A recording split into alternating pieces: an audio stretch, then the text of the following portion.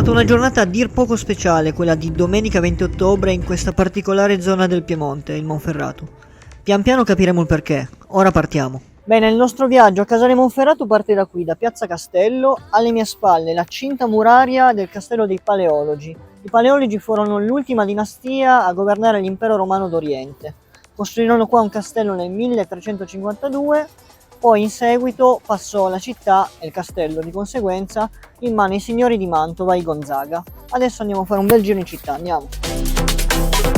Ed ecco Casale, cittadina millenaria che conserva storia e tradizione, anche gastronomica, dei diversi popoli che l'hanno attraversata. Sede dal 1909 di una società di calcio dal passato glorioso, che ho potuto conoscere meglio nel loro museo. Negli anni 10 e 20 del secolo scorso, il Casale Football Club fu un attore molto importante della neonata Serie A, vincendo addirittura uno scudetto e facendo parte di una nobiltà di squadre piemontesi che formavano il cosiddetto quadrilatero del football, grazie agli strabilianti risultati ottenuti sul campo da gioco. Nel 1913 divenne addirittura la prima squadra italiana a battere un club inglese, il Reading, che era giunto nello stivale per una tournée dove aveva travolto squadre come il Genoa e il Milan e addirittura la Nazionale. Lo storico 2-1 arrivò indossando una maglia divenuta col tempo una vera e propria icona. Qui abbiamo la celebre divisa del Casale, i nero stellati. I colori sono rimasti invariati sin dalla fondazione nel 1909. La scelta del nero è dovuta in contrapposizione alle bianche casacche della Provercelli, che ai tempi era il top, l'elite del calcio italiano, nonché poco distante dalla città di Casale. Inizialmente la stella applicata era fatta di carta, la celebre stella bianca a 5 punte, da qua il nome Nero Stellati. Questa è una delle prime riproduzioni che possiamo vedere.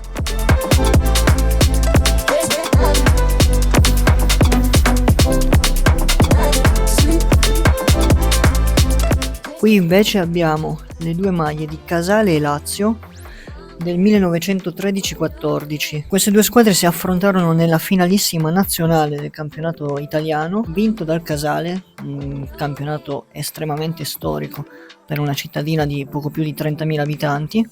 Questa era la divisa del Casale, questa della Lazio. All'andata, come vediamo, Casale calcio SS Lazio 7-1, al ritorno 2-0 a Roma. Casale campione d'Italia.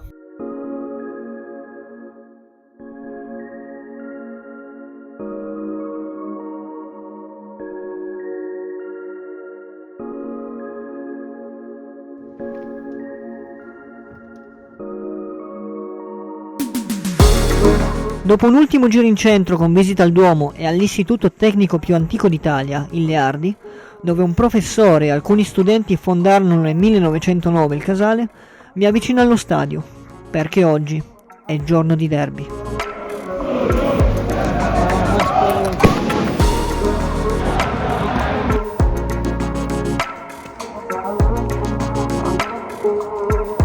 Una delle maggiori rivalità per i nerostellati è sempre stata quella contro l'Alessandria, club del capoluogo di provincia distante una trentina di chilometri. Una rivalità che va oltre il campo da gioco e che nasce addirittura in epoca medievale, quando gli alessandrini saccheggiarono la città di Casale.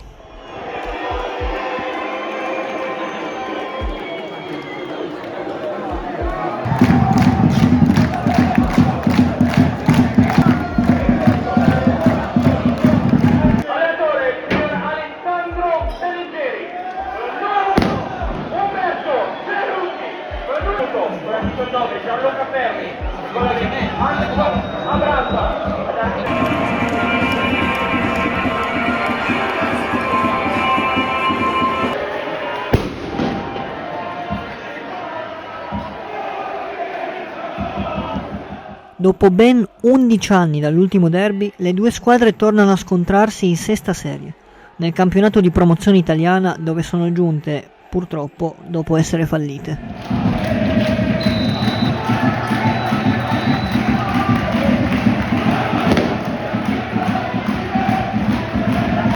Sugli spalti oltre 2500 spettatori danno vita ad un'atmosfera veramente bollente per sostenere i propri giocatori, tutti o quasi nati a Casale e ad Alessandria.